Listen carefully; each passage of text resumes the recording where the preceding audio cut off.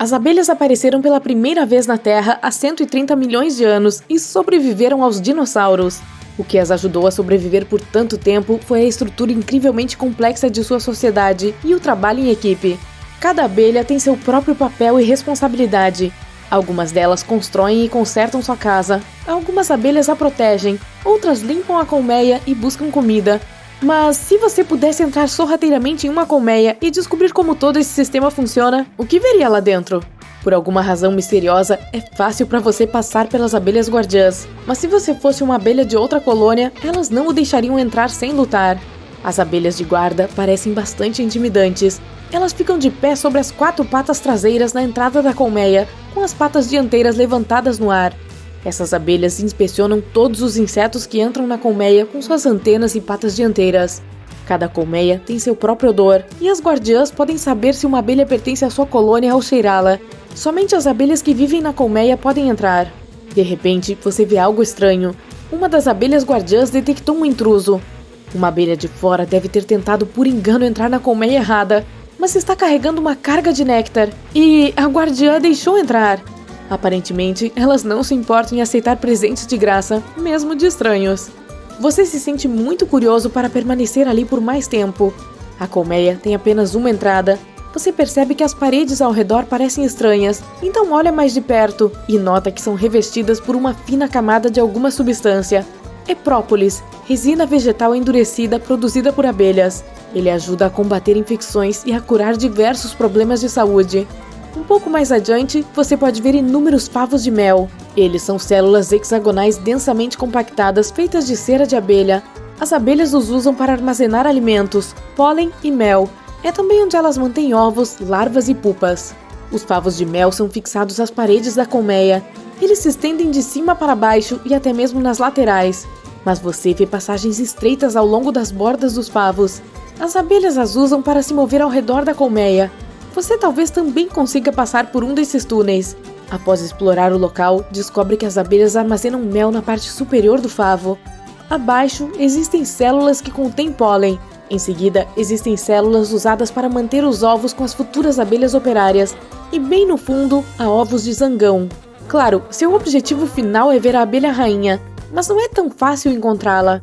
Primeiro, você se depara com muitas outras abelhas. A maioria delas é de operárias. Elas constituem a maior parte da população da colmeia e são todas fêmeas. Cada uma delas tem sua própria tarefa. A mais comum é a coleta e o transporte de alimentos. Você vê uma abelha deixando a colmeia e decide segui-la. A rainha pode esperar um pouco. Você quer ver como as abelhas fornecem alimento para a colmeia. A abelha está zumbindo à sua frente. Depois de visitar algumas flores, de repente ela começa a balançar enquanto paira em um lugar. Essa é a famosa dança das abelhas. É assim que elas se comunicam.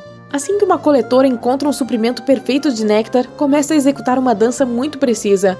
Consiste em uma série de linhas retas e oitos no ar. Ao longo da dança, a abelha também balança as asas.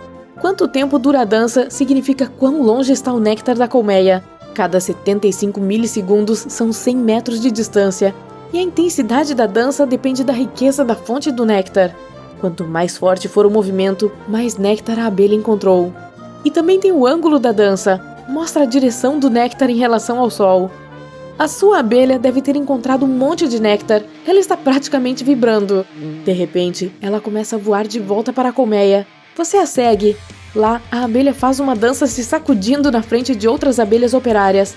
É assim que diz às outras abelhas que elas precisam ir coletar alimentos imediatamente. Você decide ficar para trás e apenas observar o que vai acontecer. Logo, as abelhas voltam.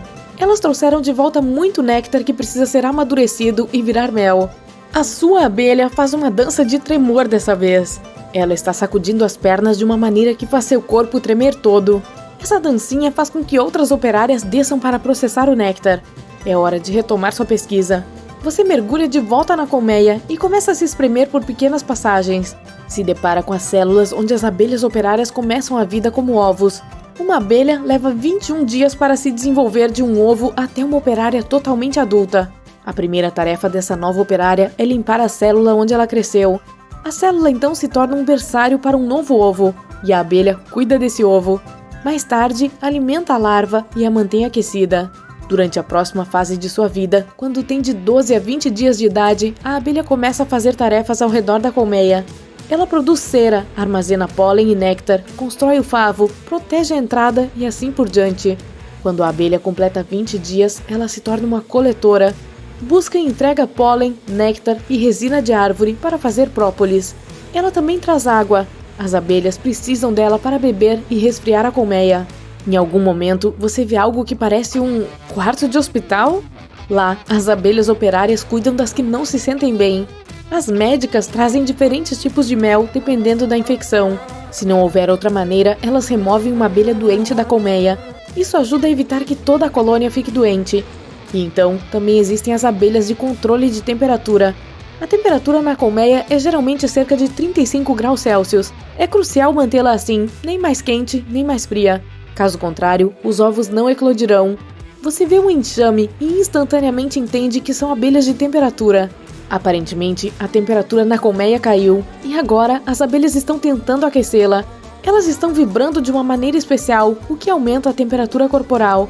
E você pode sentir o ar ao seu redor ficar um pouco mais quente. E se precisassem resfriar a colmeia, iriam buscar algumas gotas de água. Então, elas trariam essa água nas costas. Uma vez na colmeia, as abelhas de temperatura batem as asas muito rapidamente, fazendo a água evaporar e baixando a temperatura. Você avança e logo se depara com uma abelha que não tinha visto antes. Tem olhos enormes, um corpo grande e nenhum ferrão. É um zangão, o único tipo de abelha macho da colmeia. Os zangões também não têm ferramentas de coleta. Seu único propósito é acasalar-se com a rainha e cuidar dela. A vida do zangão não é muito longa. Por um lado, se conseguir se acasalar com a rainha, ele nunca sobrevive ao processo. E se houver escassez de alimentos ou o inverno estiver chegando, as abelhas operárias geralmente expulsam os zangões da colmeia e não os deixam entrar. Uau, isso é extremo! Você continua até que finalmente percebe um berçário. Lá avista uma abelha que tem o dobro do tamanho de uma operária. Sua missão chegou ao fim, é a rainha. Essa abelha é a mais importante para a colmeia, porque é a única que pode botar ovos. Apesar de seu título, a rainha não governa. E seu cérebro é menor do que o de uma abelha operária, mas ela produz feromônios especiais que influenciam o humor de toda a colmeia. A rainha também dá à luz todas as abelhas da colônia. Quando ela ainda é uma larva, as abelhas operárias a alimentam com geleia real, o que é uma gosma com um teor super alto de açúcar. Uma célula maior junto com essa dieta leva a um corpo maior e a capacidade da futura rainha de emitir os feromônios. Quando a rainha se acasala com os zangões, ela retorna à colmeia. 3 dias depois, começa a botar ovos e nunca para. Ela trabalha muito na primavera, botando um ovo a cada 20 segundos. Não é à toa que no final do ano, a colônia já tem uma população de 30 mil a 60 mil abelhas. Mas espere, algo estranho está acontecendo aqui. Um grupo de abelhas operárias, na verdade muitas delas, pode ser até metade da colônia, saem da colmeia com a rainha as conduzindo. Isso significa que a colônia se tornou grande demais. A rainha sai pela primeira vez desde o acasalamento, e todo o enxame sai em busca de um novo lar. De volta à colmeia, uma nova rainha eclode um ovo 8 dias depois.